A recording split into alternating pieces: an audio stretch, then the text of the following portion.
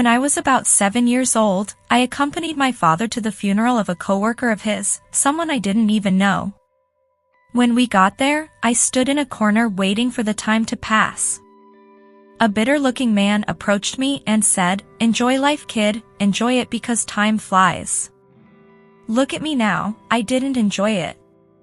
Then he passed his hand over my head and left.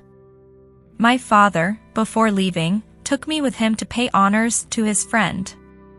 When I looked in the coffin, I was horrified to see that the man in the coffin was the same man who had spoken to me.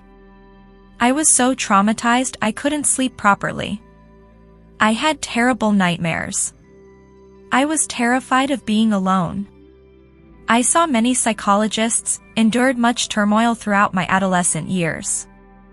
It got better as I aged, but I would still occasionally wake up screaming in fear. It was many years later when I discovered something remarkable that completely changed my life. That bath had a twin. A burglar was sneaking into a museum, and he had to get past the guard on duty. As he snuck behind the guard, he couldn't help but notice the guard had his head in his hands, and he was crying.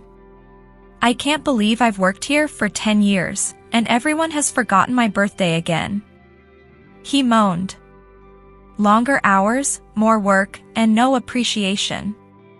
I can't do this anymore," the guard said to himself as he continued to sob. The burglar could easily sneak past, but found himself feeling bad for the guard.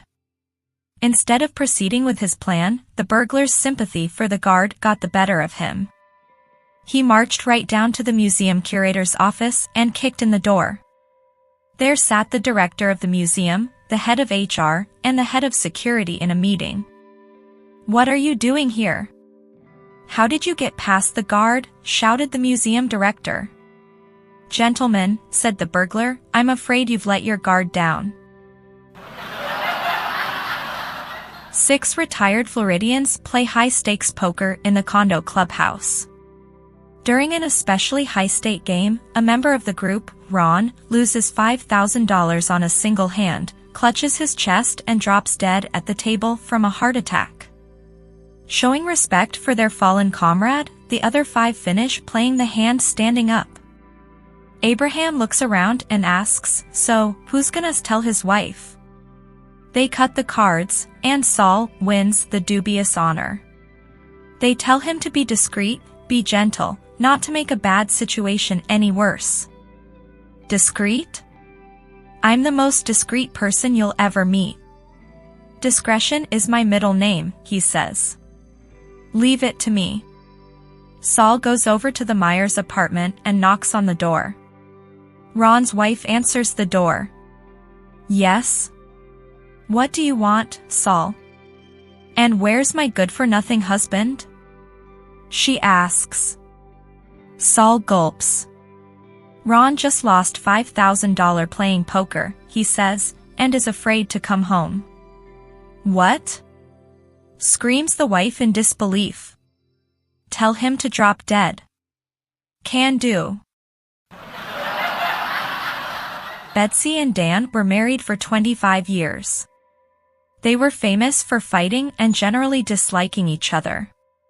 The 26th year Dan had a heart attack and died.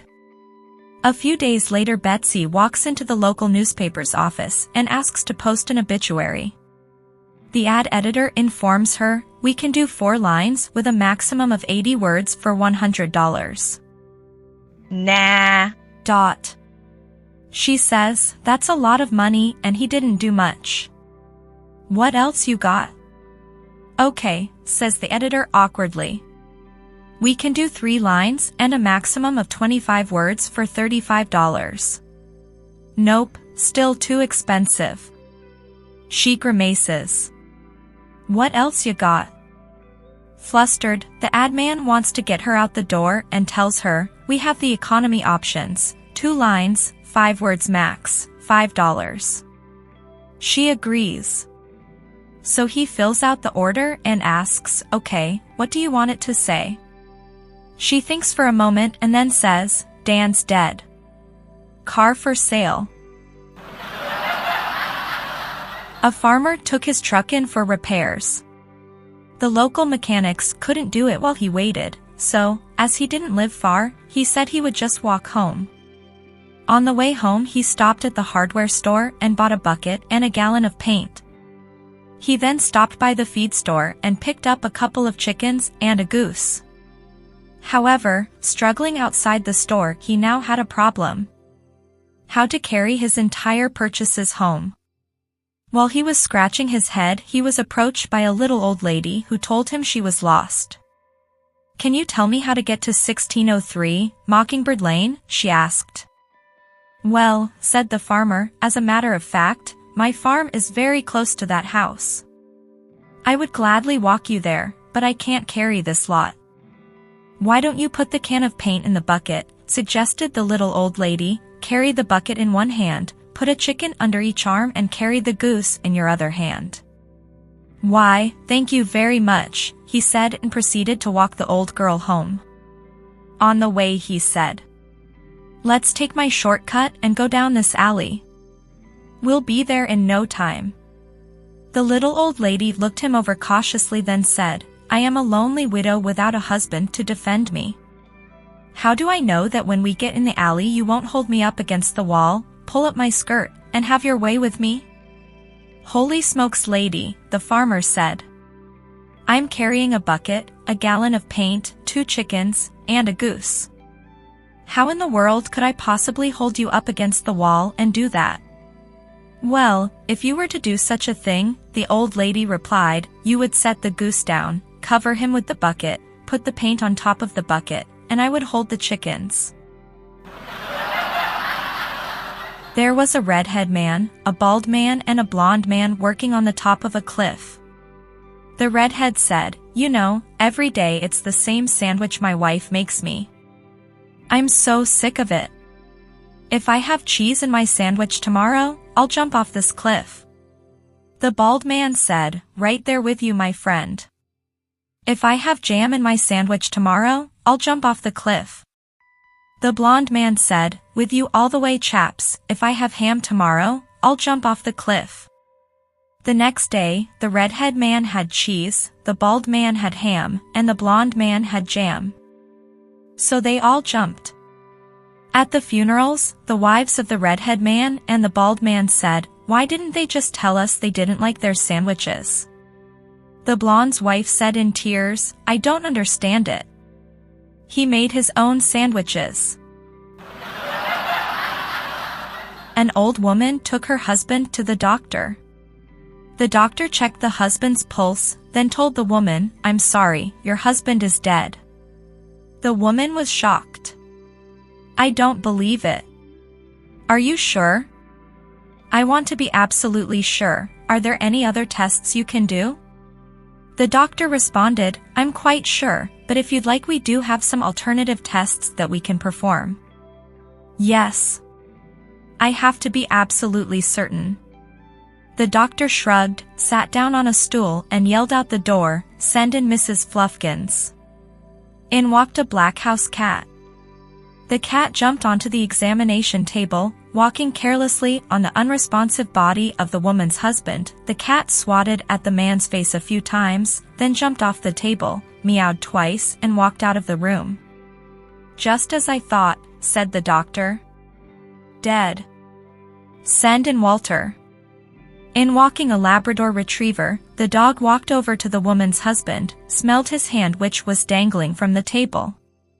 The dog turned to the doctor, his big expressive eyes raised up to meet the doctor's gaze, then the dog shook his head and walked out of the room. "Just as I thought," said the doctor. "Dead. Send in Colin." Suddenly a towering Aussie in safari gear burst into the room. A pair of binoculars hung from a strap around his neck. He pulled them up to his eyes, looked at the husband for a second, then turned to the old woman and yelled, "Oh, why your husband's is dead," and walked out of the room. "Thank you, Colin," said the doctor, making a note on his clipboard, then yelled down the hall, "Ma'am, can you come in here?" A elderly woman walked slowly into the room, peered through her thick glasses at the body of the husband on the exam table, shook her head, then sat down at a typewriter in the corner, clacking away at the keys for a few seconds. She pulled a card out of the typewriter and handed it to the doctor. The doctor looked at the card, dead.